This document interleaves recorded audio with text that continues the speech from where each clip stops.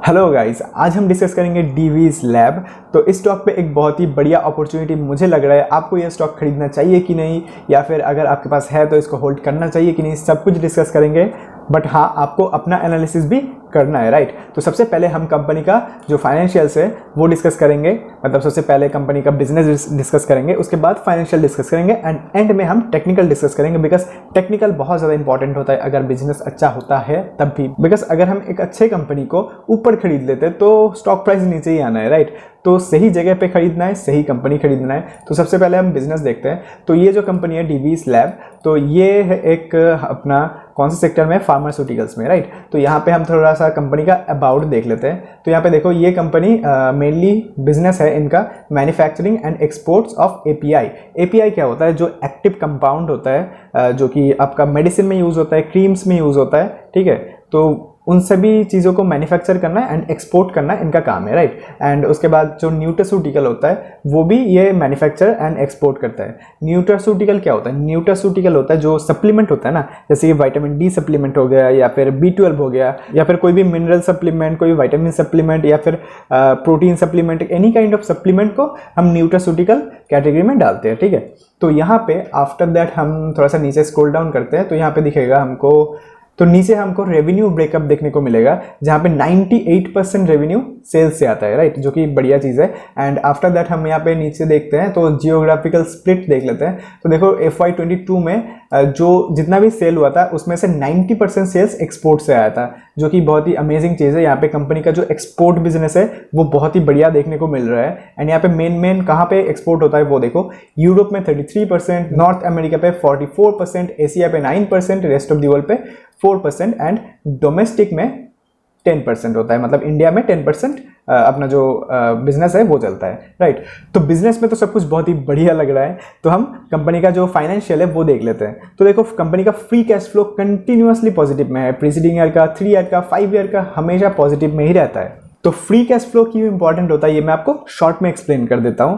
तो कंपनी के पास जितना भी पैसा आता है वो सभी चीज़ों पे खर्च करने के बाद, जो भी इंपॉर्टेंट टास्क होता है कंपनी के ऑपरेशन वगैरह में, तो सब कुछ खर्च करने के बाद जो एक्सेस में पैसा बचता है तो उसको फ्री कैश फ्लो बोला जाता है, राइट। तो फ्री कैश फ्लो अगर कंपनी के पास रहता है, इसका मतलब हम क्या समझ पा रहे हैं? कंपनी के पास एक्सेस पैसा बच रहा है बिजनेस करने के बाद, राइट। ऐसा नहीं है कि जितना पैसा आया उससे ज्यादा खर्चा हो गया, ऐसा नहीं है, राइट। एक्सेस में पैसा बच रहा है जो कि हमको कॉन्फिडेंस देता है। एंड आफ्टर दैट हम इन्वेस्टर पे जाते हैं। तो देखो, यहाँ पे पब्लिक के पास ओनली 11% है। एंड रिसेंटली DI ने स्टेक इंक्रीज करना स्टार्ट किया है, जो कि और भी बढ़िया चीज है। तो यहाँ पे और ज्यादा कुछ है नहीं, तो हम बैलेंस शीट देख लेते हैं। तो बैलेंस शीट का ग्रोथ देखो, बहुत ही माइंड ब्लोइंग ग्रोथ हुआ है बैलेंस शीट में। ऑलमोस्ट हाईएस्ट एवर जो रिजर्व है वो देखने को मिल रहा है। एंड जो बोरोइंग है वो तो है ही नहीं। एंड जो फिक्स एसेट है वो भी बहुत ही तगड़े लेवल का फिक्स एसेट है। उसके कंपैरिजन में CWIP भी चल रहा है 496 करोड़ का। तो ये काम जब कंप्लीट हो जाएगा 496 करोड़ का, तो ये फिक्स एसेट में ऐड हो जाएगा। तो ये चीज हमको सीधा सीधा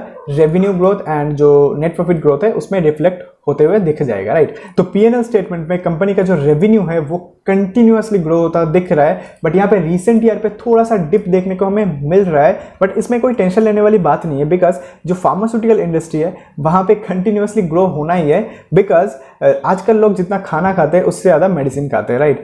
तो यहाँ से कंटिन्यूअसली ग्रो होने ही वाला इंडस्ट्री। एंड ऊपर से इनके पास फार्मास्यूटिकल के साथ साथ जो न्यूट्रास्यूटिकल है उसका भी बिजनेस है, जहाँ पे सप्लीमेंट वगैरह सेल होता है, राइट। तो यहाँ से तो ग्रोथ कंपनी का कंटिन्यूअसली मिलने ही वाला है, कोई बड़ी बात है नहीं। तो यहाँ पे रेवेन्यू तो बढ़िया देखने को मिल रहा है। अभी यहाँ पे आपको देखने को मिलेगा 43% जो OPM है, ऑपरेटिंग प्रॉफिट मार्जिन, वो यहाँ पे थोड़ा सा रिड्यूस हुआ है, जो कि नॉर्मल लेवल पे आ गया है। बिकॉज 43% इससे पहले कभी नहीं आया। नॉर्मली 37%, 38%, 36% या फिर 33% ऐसा ही रहता है, 34%। तो ये थोड़ा सा नॉर्मल लेवल पे या फिर थोड़ा सा कम लेवल पे आ गया है। तो कोई चिंता करने वाली बात नहीं है। कंपनी का जो ऑपरेटिंग मार्जिन है वो ऐसा ही रहता है, इसके आसपास ही रहता है, राइट। तो यहाँ पे देखो 43% था, इसलिए कंपनी का जो नेट प्रॉफिट है ये थोड़ा सा ज़्यादा हो गया था, ऊपर से रेवेन्यू भी ज़्यादा था। बट अभी यहाँ पे आपको थोड़ा सा कम जो नेट प्रॉफिट है वो देखने को मिल रहा है। बट टेंशन लेने वाली बात नहीं है, बिकॉज जैसे कि मैंने बताया यहाँ से ग्रो ही करने वाला है। कंपनी का बैलेंस शीट बहुत ही स्ट्रांग है, डेट तो कंपनी के पास है ही नहीं, राइट। तो कोई टेंशन लेने वाली बात ही नहीं है। तो आफ्टर दैट हम क्वार्टरली जो प्रॉफिट है वो देख लेते हैं। तो देखो, यहाँ पे जो रेवेन्यू है वो ईयर ऑन ईयर बेसिस पे ग्रो किया है। एंड जो ऑपरेटिंग प्रॉफिट है वो भी यहाँ पे हाईएस्ट एवर दिख रहा है ईयर ऑन ईयर बेसिस पे, एंड जो नेट प्रॉफिट है वो भी हाईएस्ट एवर दिख रहा है, राइट। तो नेट अगर हम कंपनी के फाइनेंशियल्स की बात करें तो फाइनेंशियल यहाँ पे बहुत ही स्ट्रॉन्ग दिख रहा है, एंड यहाँ से कंपनी तो ग्रो ही करने वाला है ऐसा मुझे लगता है। आपको अपना स्टडी करना है तो हम एंड में जो अपना टेक्निकल है वो देख लेते हैं, बिकॉज टेक्निकल टारगेट के बिना किसी भी कंपनी में एंटर करना एक क्राइम है। बिकॉज सपोज आप यहाँ पे परचेज करते हो, राइट, तो उसके बाद जो स्टॉक है वो ऊपर जाता है एंड फट से नीचे आ जाता है, राइट। तो यहाँ पे क्या हुआ, आपको 30-40% का गेन तो मिल गया, बट फिर से आपको 10% का यहाँ पे डाउन देखने को मिल रहा है, तो आप यहाँ पे एग्जिट कर जाते हो, राइट। तो आपका क्या हुआ, टाइम वेस्ट हुआ। तो आपको अगर नहीं पता कि एग्जिट कहाँ पे करना है तो आप अच्छे से अपने टाइम को यूटिलाइज नहीं कर सकते, राइट। तो आपको स्विंग्स कैप्चर करना है। तो यहाँ पे एज पर टेक्निकल मुझे एक बहुत ही बढ़िया पैटर्न देखने को मिल रहा है, जो कि है, गेस करो कौन सा है, कप विथ हैंडल पैटर्न, जो कि यहाँ पे देखने को मिल रहा है। एंड ये पैटर्न बहुत ही बढ़िया काम करता है। आपको अगर नहीं पता आप ट्राई करके देखो। तो यहाँ पे देखो, कप हमने एक ड्रॉ कर लिया, एंड आफ्टर दैट हम एक हैंडल ड्रॉ करेंगे यहाँ से, राइट। यहाँ पे एक छोटा सा हैंडल ड्रॉ करेंगे, एंड आफ्टर दैट जो यहाँ पे एक और दूसरा हैंडल ड्रॉ करेंगे। तो इसको complex cup with handle pattern बोलते हैं। तो यहाँ पे टारगेट क्या निकल के आएगा, तो इसका जो लोएस्ट पॉइंट है वहाँ से इसको ऊपर मेजर करके प्लॉट कर देना है, एंड आफ्टर दैट जो करंट प्राइस है यहाँ से